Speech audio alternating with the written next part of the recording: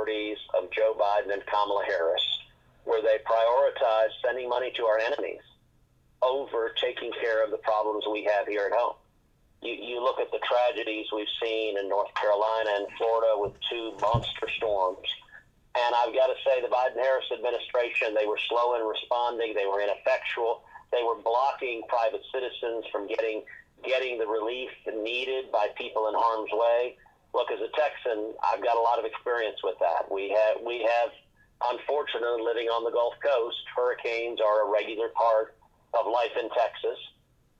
We went through Hurricane Harvey in 2017, which remains the second most costly natural disaster in American history. And I'll tell you, during Hurricane Harvey, Donald Trump was president, and the federal government put resources there. I was on the phone with President Trump while Harvey was still in the Gulf. Before it made landfall, I was on the phone with the president, and we had FEMA, and we had emergency relief, and we had the Coast Guard, and we had HHS, and we had federal resources prepared to deal with it.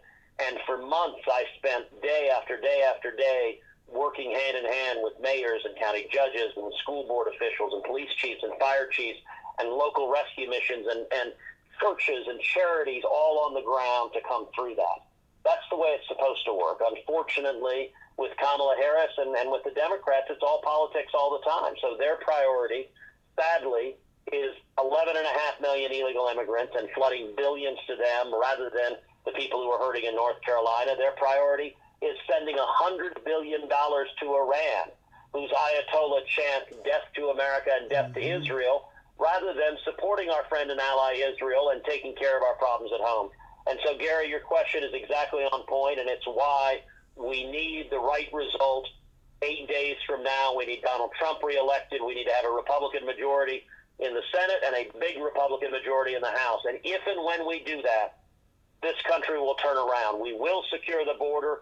We will extend and expand the tax cuts. We'll end the regulatory assault on small businesses and oil and gas and energy jobs. And both of the wars abroad will end, and Israel will defeat Hamas. That's the upside. That's what we're fighting for right now.